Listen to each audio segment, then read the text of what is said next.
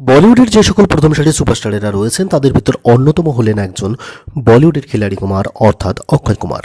নিজের ফিল্মি ক্যারিয়ারে অক্ষয় দিয়েছেন বহু হিট ফিল্ম। সাফল্যের সঙ্গে সঙ্গে তার ভাগ্যে জুটেছে ব্যর্থতাও। তবে হয়তো কোনোদিনও তার ক্যারিয়ারের এমন দুর্দিনের সম্মুখীন হতে হয়নি অক্ষয়কে। ডিজাস্টার যেমন তার হচ্ছে একদিকে বক্স অফিসে ফিল্মগুলো, তেমনি তিনি নিজের স্টারডমটাই খোয়াতে বসেছেন।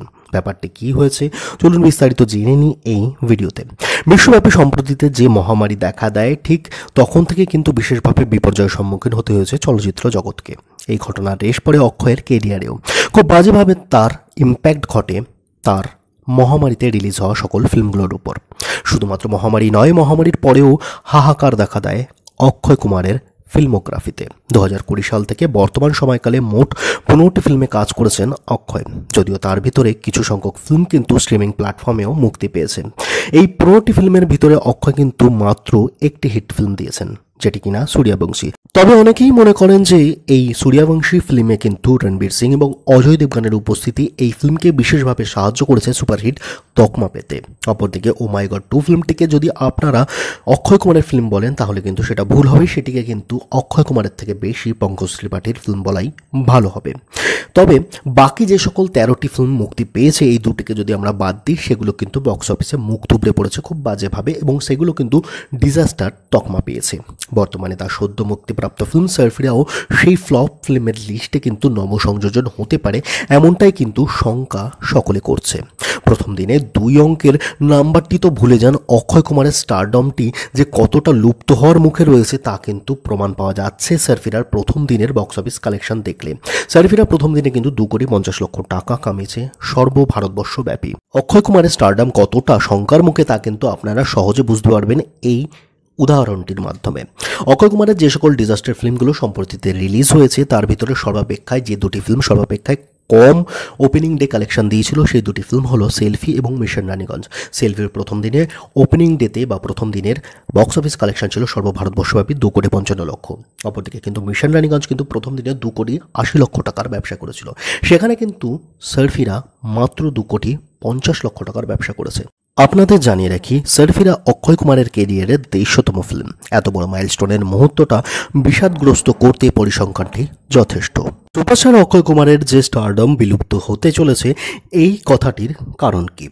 যেখানে অন্যান্য সুপারস্টারেরা একটু সময় নিয়ে ফিল্ম চুজ করেন এবং রিলিজ করেন, সেখানে কিন্তু অক্ষয় কুমার ধারাদার ফিল্ম রিলিজ করছেন এবং ফিল্ম সাইনও করছেন।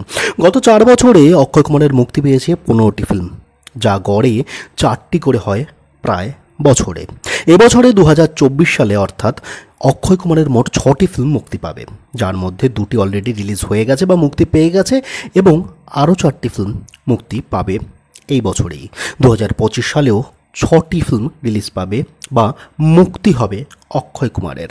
অর্থাৎ বছরে 2 মাসের ব্যবধানে কিন্তু একটি করে অক্ষয় কুমারের ফিল্ম রিলিজ হয়।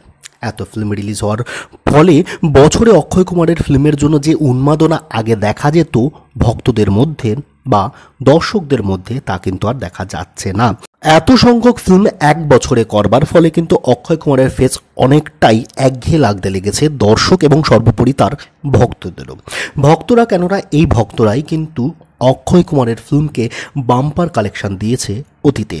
সেটি যখন এখন হচ্ছে না, তাহলে কিন্তু অবশ্যই এটা ক্লিয়ার একটা নির্দেশ দিচ্ছে যে তার ফেস ভ্যালু কিন্তু কমতে লেগেছে তার ভক্তদের কাছেও। অক্ষয় কুমারের ফেস ভ্যালু কমে যাওয়া এবং অক্ষয় কুমারকে অনেকটা একঘেয়ে লাগতে লাগার ফলস্বরূপ এটা দেখা যাচ্ছে যে কখন অক্ষয় কুমারের কোন ফিল্মটি রিলিজ হচ্ছে আর কখন সেটি ডিজাস্টার ভার্ডিক্টও পেয়ে যাচ্ছে বা ডিজাস্টার তকমা পেয়ে যাচ্ছে, তা কিন্তু অনেকেই বুঝতে পারছেন না বা জানেন না। নিজেদের কেরিয়ারে যখন দুঃসময়ের মধ্যে দিয়ে যান তখন কিন্তু অনেক অভিনেতা বা বড় বড় সুপারস্টারেরাও তার পারিশ্রমিক কমিয়ে দেন অনেকটাই। কিন্তু অপরদিকে কিন্তু ব্যতিক্রম পথে অক্ষয় কুমার হারছেন। তিনি কিন্তু তার পারিশ্রমিক তো কমানো তো দূরস্থ, তিনি কিন্তু বরং সমসংখ্যক পারিশ্রমিকই নিয়ে যাচ্ছেন ফিল্মের পর ফিল্ম। এর ফলে কি হচ্ছে, তাকে যারা সাইন করাচ্ছে সে সকল প্রযোজক সংস্থাকে কিন্তু একটা বিরাট মাপের অঙ্ক তাদের বাজেটের মধ্যে থেকে দিয়ে দিতে হচ্ছে অক্ষয় কুমারকে, যার জন্য কিন্তু এত বড় একটা অঙ্ক তাকে দিতে হচ্ছে স্যালারি মারফত বা ফিজ মারফত। তাতে কিন্তু ফিল্মের কিন্তু যে ফ্লপ হওয়াটা অনিবার্য হয়ে যাচ্ছে। এবং অবশ্যই অক্ষয় কুমারের সম্প্রতি ফিল্মগুলো কিন্তু কিছু সংখ্যক ফিল্মের টপিক ভালো থাকলেও অধিকাংশ ফিল্মই কিন্তু ফ্লপ হওয়ার জন্য যোগ্য। অর্থাৎ এর থেকে কিন্তু একটা ক্লিয়ার একটা নির্দেশ পাচ্ছেন যে ফিল্ম চুজের ব্যাপারে বা সিলেকশনের ব্যাপারেও কিন্তু বা টপিক সিলেকশনের ব্যাপারেও কিন্তু ফিল্মের অক্ষয় কুমার বিশেষ কর্ণপাত করছেন না, বরঞ্চ তিনি তার পারিশ্রমিকটিকেই কিন্তু বেশি পরিমাণের গুরুত্ব দিচ্ছেন। এই দুঃসময়েও কিন্তু হিন্দি সিনেমার পাশাপাশি কিন্তু মারাঠি ফিল্মেও সাইন করেছেন এবং অভিনয় করছেন অক্ষয় কুমার। নিজের কেরিয়ারকে একটু বিশ্রাম দিয়ে সেই ডুবন্ত কেরিয়ারকে পুনরুজ্জীবিত করবার পরিবর্তে সে কিন্তু টাকা পয়সার রেসেই পড়ে আছেন। স্টারডম থাকলে বড় অঙ্কের অর্থ উপার্জন করাটা সহজ হয়ে ওঠে, আর স্টারডম টিকে থাকতে গেলে বক্স অফিসের সাফল্য কিন্তু অবশ্যই দরকার। বক্স অফিসের জোরে কিন্তু সেটা কিন্তু সহজেই আপনি বৃহত্তর অর্থ উপার্জন করতে পারবেন বিজ্ঞাপনের মারফতেও। অক্ষয় কুমার কিন্তু নিজের কেরিয়ারকে পুনরুজ্জীবিত না করে বরঞ্চ তিনি কিন্তু এখনও সেই টাকা পয়সার রেসে পড়ে আছেন। তাই তিনি একঘেয়েমি এবং এই জেদিপনার মনোভাব যদি তিনি না পরিবর্তন করেন তবে কিন্তু আসন্ন দিনগুলোতে অক্ষয় স্টারডম লুপ্ত হয়ে যাবে